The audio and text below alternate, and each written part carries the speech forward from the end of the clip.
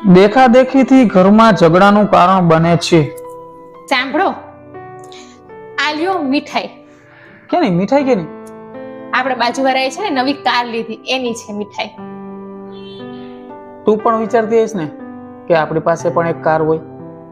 હું કેમ વિચારું એવું? જો માતાજીની દયા હશે તો આપણી પાસે પણ એક કાર આવી જશે. સોરી યાર. સોરી કેમ? શેના માટે સોરી? હું આપણા પાડોશી જેટલો અમીર માણસ ના બની શક્યો. ઓ પતિદેવજી, તમે છે ને ખોટું તમારા મગજનું દહીં ના કરો. મને નથી લાગતું એવું કે તમારાથી બીજું કોઈ આ દુનિયામાં અમીર માણસ હોય. અને હા, તમારે પાડોશી જેટલું અમીર માણસ બનવું હોય ને તો હું માતાજીને પ્રાર્થના કરીશ કે તમે જેવા છો ને એવા જ રહ્યો. ઈ કેમ? કેમ કે આપણી પાડોશણ છે ને એ રોજ એના પતિની 2 કલાક ખરાબ વાતો કરે છે.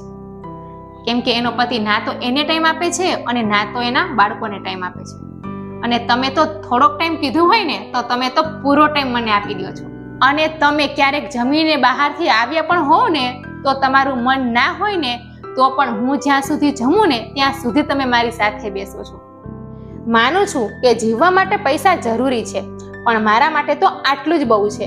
કેમ કે આટલામાં તો તમારો સાથ અને શાંતિ મને બંને મળે છે. મારે બીજું કાંઈ નથી જોતું.